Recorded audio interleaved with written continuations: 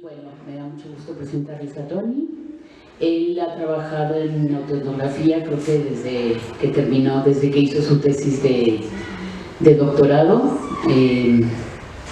Sacó un libro que tuvo un premio que se llama Coming Out of the Closet. Y desde entonces ha publicado y ha promovido mucho el trabajo de corte autoetnográfico. Ahora que fui por él al aeropuerto ayer, me comentó que ya está constituida la asociación. Creamos una asociación internacional sobre autoetnografía que se llama IANI, International Association of Autoethnography and Narrative Inquiry. Está medio complicado, pero IANI suena bien en español, ¿no? Y tiene varias publicaciones, aquí aparecen en su presentación. Quizá les comente algo al respecto. También va a salir el primer número de la revista de autoetnografía que está editando Tony, va a salir en enero. Ahí me voy a promover, hay un artículo mío si lo quieren leer. Y bueno, pues no me queda más que pasarle la palabra, que yo creo que es la mejor presentación. Con el gusto de tenerlo aquí. Gracias, Tony. Una disculpa, mi español es limitado. I want to thank you all for being here. I want to thank you, Dr. Bernard, and everyone who made this visit possible. Thank you, Dr. Alfredo Lopez Ferreira, for helping make this visit possible as well. And thank you all for being with me today. And I want to today walk through the purposes and practices of autoethnography as I come to this work, and to offer you an example of how I use autoethnography in my work. I have two parts to my talk. The first is to provide an overview of autoethnography. The second one is to take you into one of my current research projects dealing with narrating forgiveness, particularly forgiveness in the context of sexuality. Autoethnography is an innovative method and orientation to research. For nearly 30 years, autoethnography has flourished in many academic contexts. Scholars from several disciplines, including but not limited to education, anthropology, nursing, music, post-colonial and indigenous studies, cultural studies, communications, sports, sociology, they've used autoethnography in their research. A Google search for autoethnography yields more than 1 million results. A Google Scholar search for autoethnography yields more than 40,000 sources, many of which have hundreds, if not thousands, of citations. Several international conferences foreground autoethnographic research, and courses featuring autoethnography are taught at many universities. The history of autoethnography is long and varied. As a method and orientation to research, the term autoethnography formally appeared in the 1970s, but it did not get much academic attention until the 1990s. Informally, there are many works that we could consider to be autoethnographic, decades and centuries before the 1990s, though authors never used that term. Such works include those in which authors use their experience to explore particular social issues, such as identity, or they call attention to problematic social practices and issues, or they offer reflections, sometimes in the form of fieldwork diaries, alongside their more traditional accounts. The effects of several philosophical movements contributed to the emergence of autoethnography as well. These include the recognition that personal cultural identities matter. They shape perception, they shape experience. The phrase, the personal is political, informs this idea. You have the idea that narrative and storytelling are important, valued. They are important ways of knowing about the world. You have the assumption that social research, especially ethnography, which is a component of autoethnography, is never neutral, is never objective. There is a researcher there, present, informing the act of research and the write-up of research. And there's an increased attention to emotion, the need to address ethical violations in research, the call for more accessible academic texts. You aren't just speaking to the people who are in your discipline. And the assumption that discourse and speech and rules and values influence who we are as people, which I will demonstrate today in the context of forgiveness. So this is my conceptualization of autoethnography, this chart, and wow, great job training with translation. That takes time. So this is how I imagine what autoethnography it involves. Start at the top and then break it down into the auto and the ethno, and the graphia comprises both. And this is how I imagine what autoethnography does. When a person does autoethnography, they must turn to personal experience, selfhood, subjectivity, the auto. Autoethnographies dismiss this view from nowhere. There was always a person, there was always an author in research project and in a research representation. With the use of personal experience, autoethnographies also rely on techniques of life writing, particularly techniques used in autobiographies, memoirs, personal essays. Some of these techniques including engaging in memory work, that is reflecting upon personal artifacts, experience, prominent past events, shameful secrets, internal feelings, sense-making, hopes, and difficult and formative life victories. If a project does not use or discuss personal experience, then the project is not autoethnographic from my perspective. The person's got to be there. However, the use of personal experience does not solely make a project autoethnographic. Personal experience must be used intentionally to illuminate and interrogate cultural beliefs, practices, identities. This is the ethno. At its core, autoethnography assumes that personal experience is infused with social norms and expectations, and autoethnographers engage in rigorous self-reflection, often referred to as reflexivity, in order to identify and interrogate the intersections between self and cultural life. The ethno component of autoethnography also requires us to engage the purposes and practices of ethnography, such as referencing and critiquing existing research, identifying patterns of talk and experience, interviewing others, doing fieldwork in natural settings, analyzing popular discourse and grand narratives about a topic, describing meaningful epiphanies, these life-changing moments, and are providing insider access to contexts in which outsiders could never access or that other research methods could not provide. And in addition to the auto and the ethno, you have the graphy, and this is where autoethnographers, ethnographers, autobiographers must take into account the representation itself. What this means is that autoethnographers use their fieldwork and their personal experiences to create accessible, concrete, sometimes evocative representations. You may have heard the term thick descriptions of cultural life, of their work, of their experiences. They must show and tell what happened in the field. Autoethnographers also take ethics seriously. They must worry about how they implicate others, how they represent themselves and others, and how they represent cultural groups. I often, the one thing I want to mention about this slide is that autoethnography does not have to include all of these things. Autoethnography can definitely have the personal experience, and may only have this one and some personal experience, and maybe this, and maybe this. It doesn't have to include all of these, but you should have components of each of these. Which personal experiences are great for autoethnography?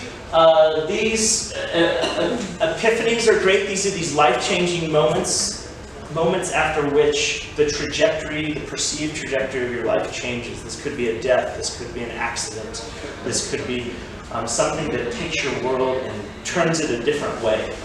Or these could be these mundane aesthetic moments where being with others is meaningful and valuable and interesting.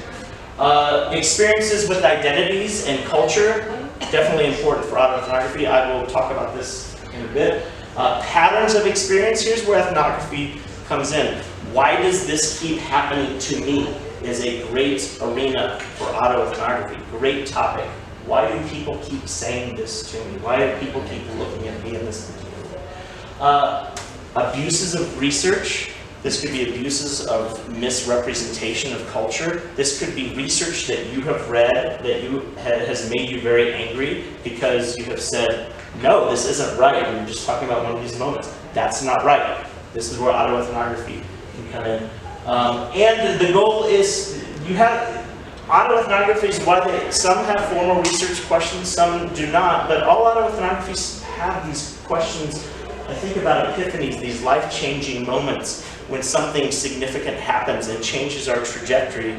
Why? What happened? That's where the research question comes in. They're very important. And these are the purposes of autoethnography, and I always at least try to include these here, because when people, as somebody who has done a lot of work in autoethnography, in qualitative research and autoethnography specifically, when people ask what autoethnography does that other methods cannot do, this is where I direct them. So autoethnography can do things that interviews and surveys and experiments and lab studies cannot accomplish. These are its strengths. Autoethnography isn't the best method, it's a different method.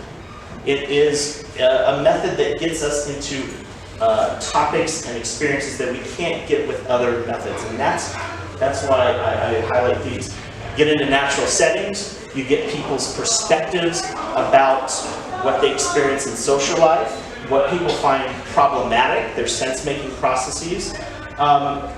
You call attention to why this research is bad, why these theories are problematic, and you explain what that means. With the person there, you're accountable to the representation.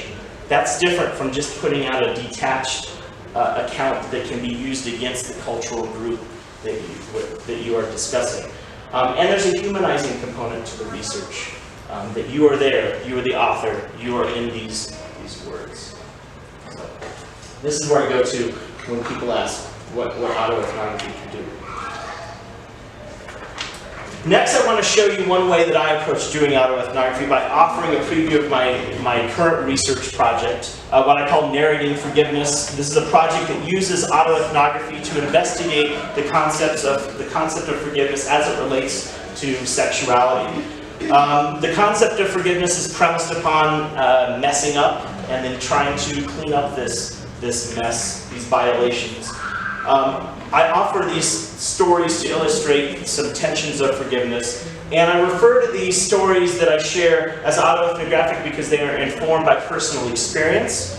There's cultural norms at work, I have some interviews, and existing theories and research about forgiveness and what it is. This next project is a part 2 to my first book that you mentioned, Narrating the Closet, which was a project that documented nuances and struggles with this metaphorical closet coming out, same-sex attraction, patterns of experience tied to a social identity that never end but can continue throughout a person's life. Academically, I am trained as a critical relational communication researcher.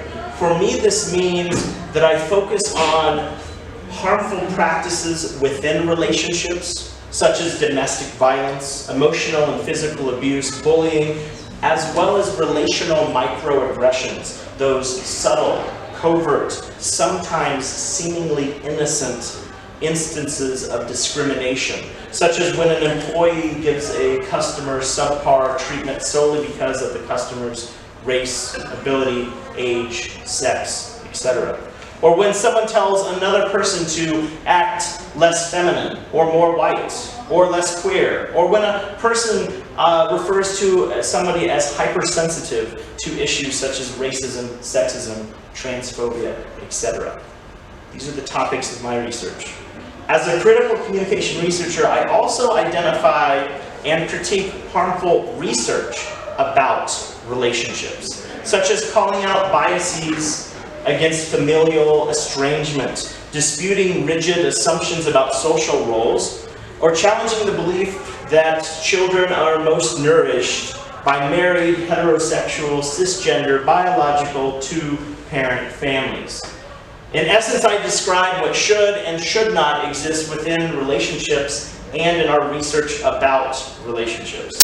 In identifying offenses within and about relational context, I also try to offer insights about living with and possibly remedying these offenses. In other words, while I identify relational slights and offenses, I also try to consider ways to live with others who have enacted these slights, these offenses. Doing this means asking particular questions. How do I live with offensive others? Others who have harmed me? What happens if I identify a practice or research as harmful and yet others disagree? How do I live with myself based on the harms I too have committed? And one way I explore these concepts is through this concept of forgiveness. Throughout life we mess up. We may say something offensive or commit an upsetting act, inflicting harm on ourselves or on others. Many of us pledge to do better, promise to do better, promise to be more kind and respectful, but we soon mess up again. The pledge is difficult to maintain, especially because we encounter new situations, especially because we encounter new contexts and audiences, especially because we are human. The concept of forgiveness is premised upon three conditions. An offense occurs, there's an actor, often two, typically an offender and a victim, and there's a need to or desire for making amends and acknowledging the harm from the offense. Jerome New notes forgiveness involves, here's where forgiveness happens. There's a change of heart, a shift in attitude, and an alteration of an inner state. McCullough, Pergamat, and Thorson say forgiveness includes forgoing vengeful behavior. These are important. Hagberg suggests forgiveness requires overcoming resentment and contempt toward an entity, ourselves included, for committing an offensive act. If a change of heart or a shift in attitude doesn't happen, or if there is a desire for revenge, or should resentment and contempt exist toward an entity, then forgiveness has not happened. When forgiveness does happen, Gerard and McNaughton say the offense is no longer the most salient feature of the offender, just as our own victimhood is no longer the most salient feature of ourselves in relation to the wrongdoer. Concept of forgiveness, very important. I also like to ask, how do you study if this is what forgiveness is, how do you study this? Very tricky. We talk about this concept of forgiveness, but how do we gauge these changes in inner states? Whew. Fun to think about. Although forgiveness can have religious connotations, I approach forgiveness broadly, wondering how we ever come to live with offenses that we or others have committed. Religious doctrine is informative, but I do not associate forgiveness with religion. The concept of forgiveness introduces key questions about the relationship between victims and offenders. Who is allowed to grant forgiveness? The victim? The offender? Others on behalf of the victim or the offender? How does forgiveness happen when the offender does not recognize or acknowledge if, when, why harm happened? Does the victim have a responsibility in helping an offender understand an offense? And how much understanding must forgiveness to occur? I might understand the conditions in which a person acted in a particular way, but should I hold that person accountable for an offense? There are also degrees of offense, and thus degrees of forgiveness. An offense can stem from an extreme situation, such as a killing or a sexual assault, but can also stem from everyday offenses, those microaggressions, such as when somebody refuses to acknowledge another person, makes a disrespectful comment, or thinks a terrible thought about others, maybe even wishing them dead, or that they too will experience harm, an eye for an eye. Should forgiveness be unconditional? If forgiveness is unconditional, then offenses may occur without consequences, and forgiveness may cease to carry much significance. In other words, if we forgive all offenses, always and forever, or that's our plan, or if we believe that we should forgive all offenses eventually, we dilute the significance of forgiveness. The belief in unconditional forgiveness can also absolve the offender of responsibility, and the offender can continue to offend, knowing always and forever that forgiveness will happen eventually. Further, if a victim grants forgiveness too easily and unconditionally, such granting may suggest a lack of self-care.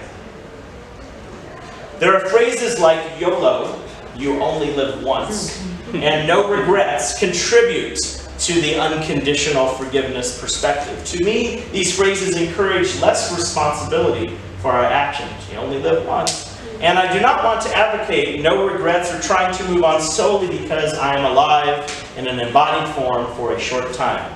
I dwell in knowing that I too have committed and will continue to commit offensive acts. And in moving forward, I want to refuse to forget what I did. Forgiveness, so why forgiveness? It's important for 3 reasons. If it happens. And I'm not making a call that you need to always engage with this. But if we entertain the idea, being able to forgive others, to be able to overcome resentment and contempt can improve our relationships if we want to improve those relationships.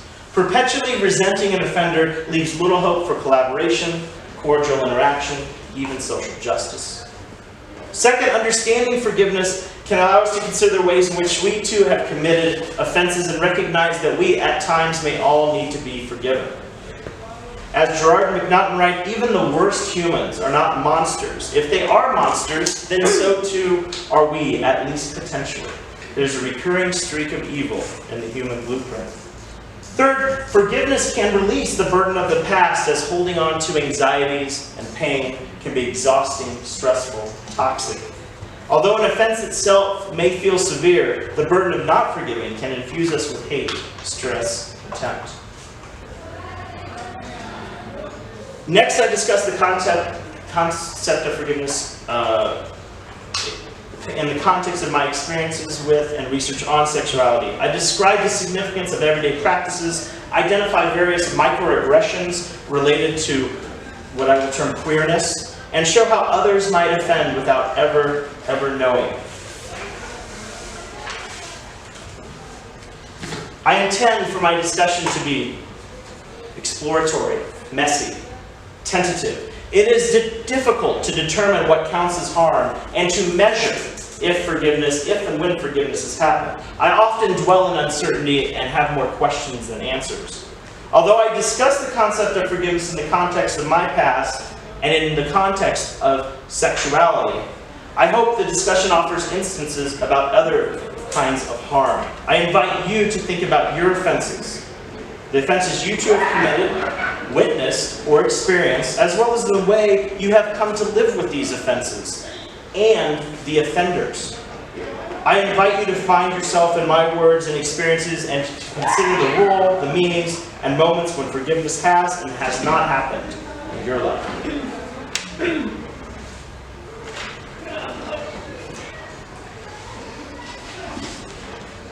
Any woman would be happy to receive those flowers the cashier says about the roses in your shopping cart. The statement surprises you. The cashier assumes that you are a cisgender male, that the roses, often a symbol of love and support, are for a cisgender woman, and the any woman about whom she speaks is not just a friend, but somebody you date, or want to date, or with whom you are intimate. Of course, friends can buy roses for each other, especially in times of celebration or grief, but to you, the tone and inflection of the woman's voice suggests you chose these roses for someone more special than a friend. In this fleeting everyday moment, in this busy store at the checkout, you avoid asking the cashier what she meant by her statement, what assumption she has made about you. You think about those who have committed similar mundane offenses, the friend who called you a waste for being queer, The professor who thought you hadn't met the right woman yet, the mother who suggested queerness is just a phase, and the countless friends and family members who said that although they loved you, the sinner, we're all sinners supposedly, they could never love your so-called sin, the sin you suppose of loving another person categorized like you as male, a phrase that you believe is one of the most hurtful statements a person can say about somebody who identifies as queer. And then there are those heteronormative hesitancies. Moments when people hint around queerness, like those family members who introduce your male partner of 11 years as a friend rather than partner or husband. Or when family members refuse to talk about your queerness. Or when people ask you about your ex-girlfriends and in tone suggest that they wonder, what happened? Why did you fail? You think about Thomas Glave's writing about heterosexual friends who tense up when queerness is mentioned, especially around children. Or the cringe on these friends' faces when Glave calls his male partner honey or sweetie, even though these same friends, these heterosexual friends, use these terms to reference their husbands and wives. And how these friends rarely ask about his dating experiences and meaningful conversations with and intimate relationships with men. These mundane slights, rampant they are, yet caring for these others, Glave says, will always be far better than hating them.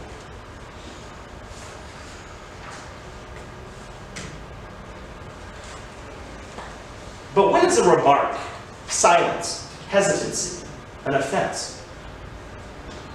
Are you paranoid, sensitive, irrational, weak? What if you feel slighted by everyday interactions riddled with heteronormative hesitancies and anti-queer microaggressions? Once you began to self-identify as queer, you became increasingly nervous about returning to your hometown, a place ripe with heteronormative assumptions. Moments when your queer present mixes with your not-so-queer past. Every return is characterized by your avoidance, discomfort, paranoia, of being asked by the father of your high school best friend to reconnect with this once best friend. You refuse to reconnect as you do not want to navigate ignorance or hesitancy when talking about queerness or the life you live now with your partner.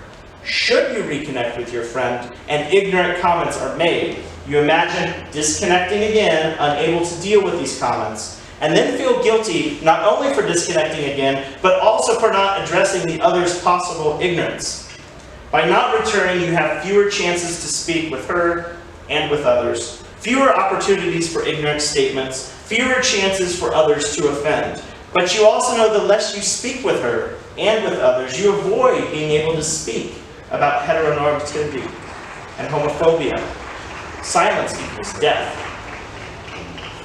Although it is easy for you to forgive strangers for making erroneous assumptions about your sexuality, it is more difficult to forgive relatives, especially when dismissive anti-queer assumptions and messages frequently occur.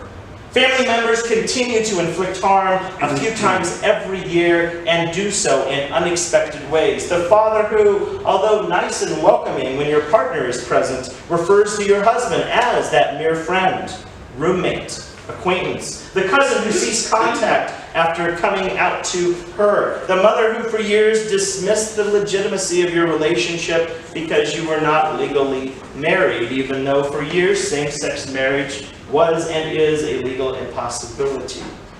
And you stress before disclosing your queerness, before telling others about your attraction to men. All of these people frequently asked if you had a girlfriend, and if you did, about the health of the relationship.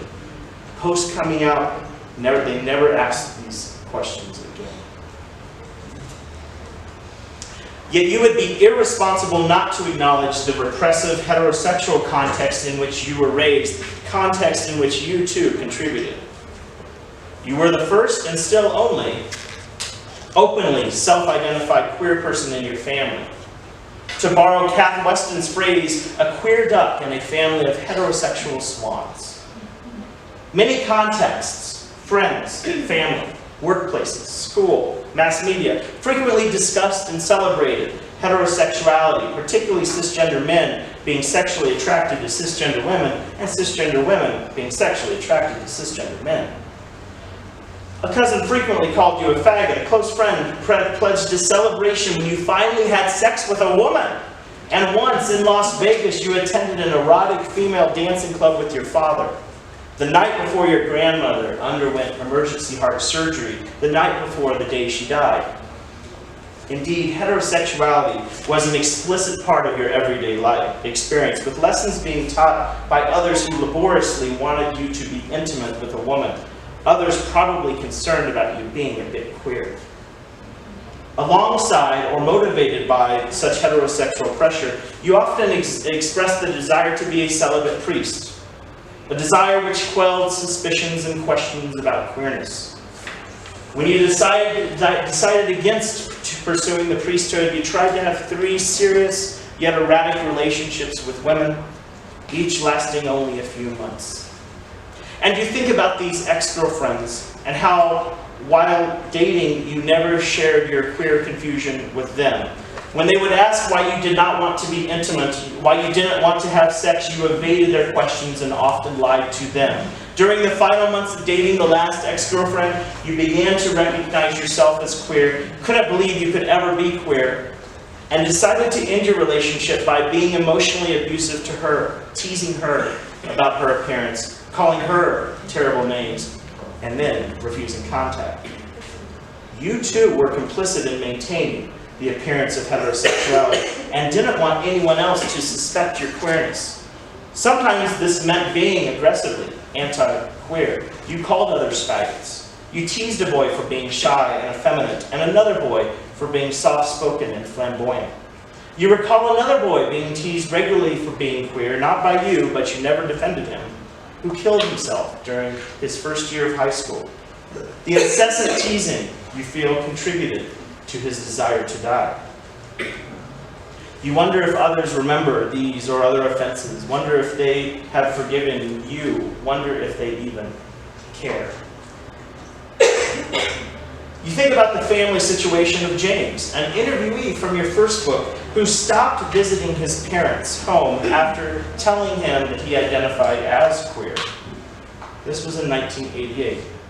When James did visit, his parents heavily monitored his activities. They prohibited him from using regular dinnerware and instead required him to use paper cups and paper plates and plastic silverware when he would for his meals. When he would use the toilet, his mother would spray disinfectant on everything he touched. Initially, James tolerated their ignorant reactions because he had come out to his parents at a time when HIV was misunderstood and being queer was synonymous with having the disease. However, his parents' monitoring practices never ceased, and James soon stopped going home. He was tired of tolerating his parents' dismissive treatment. You also think about the experience of Dave, another interviewee, who told his mother numerous times that he identified as queer. Dave initially came out to her in 1996, but in 2000, she asked if he had a girlfriend. He reminded her that he identified as queer and was attracted to men. In 2003, she asked if he was dating any women. He told her again that he found men attractive. In 2007 and 2008, and still sometimes to this very day, she asked about Dave's attraction to women, and each time Dave reminds her about his queerness. Dave described her repeated questioning, a pattern of experience, as a dismissal of his sexuality. But what if friends and family do not know or believe an offense has occurred? What must you do to convince others of their slights? What happens when offenses around the same issues occur across a lifespan? What if reminding others of their accumulated offenses is perceived as what Bernie Bramwell has called gunny sacking, a negative attempt at conflict resolution in which in one moment a victim notifies an offender about the offender's extensive history of slights? You think about another interviewee from a previous project who said, when queer people begin to get comfortable with their sexuality, they're often perceived as selfish. When they're not comfortable, they accommodate everyone else. Loving oneself and loving perpetually offensive others is a difficult balance. Maybe you should forgive relatives for whatever they say or do, but this statement is too simple and does not offer a space for self-protection or even self-respect. Yet caring for these others, Glave writes, may always be far better than hating them. Maybe you want a simple apology regarding these offenses. Yet how do you ask for an apology for mundane slights without seeming to be too paranoid, too sensitive, irrational, anxious, weak? What if the incessant attempt to seek an apology, an act that can facilitate forgiveness, motivates new offenses, especially if others deny that their actions could have ever hurt? You worry, at least in terms of sexuality, these others will make offensive comments in similar ways throughout your lifetime together. Comments that, for you, suggest a lack of support. But maybe you need to recognize that such harm is a key part of being social, in relation, human.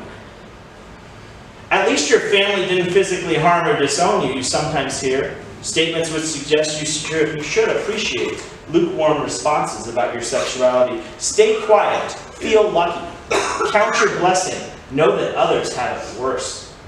Others may indeed experience more severe consequences because of their sexuality, yet you cannot dismiss the pain of heteronormativity and homophobic slights, especially by family and friends.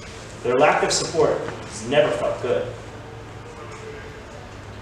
After the June 2015 United States Supreme Court ruling in support of same-sex attraction, you hope to experience supportive comments about the ruling. Your parents refer to the ruling as interesting. A comment better than silence, you think, but neither asks if you will marry your partner, which at least to you suggests silence, avoidance, dismissal. And then on Facebook, a social media forum in which many of your family members participate. None of them like your post for praising the ruling. Another silence that, although tricky to theorize, stands in stark contrast to the numerous posts of yours that they like often. But then, 1 month later, July 2015, at a cousin's wedding, a wedding you avoided because you assumed queerness would be disparaged, Mother reported that the minister aggressively noted that marriage should be reserved only for a man and a woman. The message upset Mother, especially since these cousins know that you are queer, have met your partner numerous times, and offered input onto what the minister said. Mother says you made a good decision not to attend. A good decision to avoid a family event in order to protect yourself. A position indicating Mother's support. The following week, you hear the cousins chastised you, though, for staying away. Left to your queer self and your queer relationship, you struggle to be recognized in your life. In November 2017, Justin Trudeau, Prime Minister of Canada, publicly apologized for Canada's gay purge, which consisted of decades of government-authorized discrimination against gay Canadians. The discrimination forced thousands of queer persons to lose their jobs and sometimes face prosecution because of their sexual orientation, as well as unjust convictions, which would now be expunged from the judicial records of people charged under laws criminalizing homosexuality. Not only did Trudeau apologize and offer specific corrective actions, he also offered money to compensate victims of the purge. Although Trudeau and Canada's apology, corrective action, financial restitution are acts that can facilitate the forgiveness process, the people who have died either because of age or quite possibly the material, emotional, or psychical effects of heteronormativity and homophobia are unable to witness these acts. Further, living victims might think these acts, decades of anti-queer discourse, can be difficult to address. You're pleased that corrective acts happen. They are, at the very least, an attempt to repair anti-queer pasts. But you wonder what slights will and still happen because of sexuality.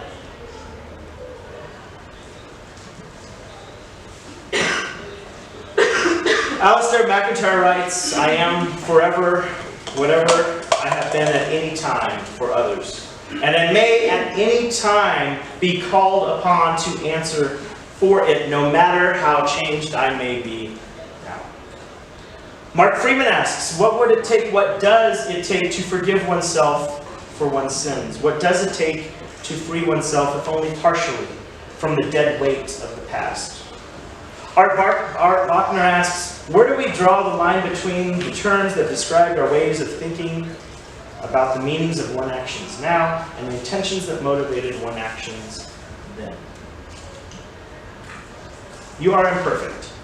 You make mistakes and offend others, sometimes intentionally, sometimes unintentionally, from a lack of self-reflexivity and unchecked privilege. You may have even acted in ways that at a particular time may have been appropriate, yet years later are understood as inappropriate.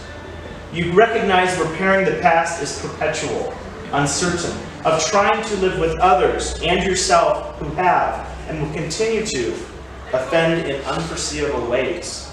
But you also want to address the harmful residue of the past in order to promote more just presence and future. You dwell with several questions. How do you overcome resentment and contempt towards an offender, yet not excuse, forget, or deny their offense? What if others find you to be paranoid, anxious, sensitive, weak? Who gets to determine when an offense has occurred, and how do we measure when forgiveness has happened? What if a victim forgives an offense and the offender commits the offense again and again and again? What if caring for offensive others will, in Glave's words, always be far better than hating them? Yet when trying to care feels impossible, even abusive, and estrangement feels better, healthy, a form of self-respect.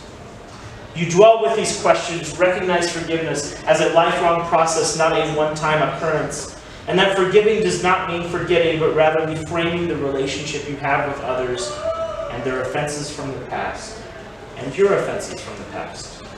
You attempt to overcome resentment, feel less stress, contempt, and hatred toward yourself and others, though you still harbor these emotions in unexpected ways. And you continue to assume that throughout our lives, we will mess up at various times by saying and doing things that upset, offend, and harm. And you understand communication, the words and actions that we convey are irreversible. Every word we say, every act we commit, every email or text we send, every thought we think, once these acts happen, they cannot not happen, even if we want to will them away. You pledge to do better. You promise to be more respectful and fair and kind, but you soon mess up again. The pledge is difficult to maintain, especially as you encounter new audiences and situations, especially because you are a being in relation, especially because you are human.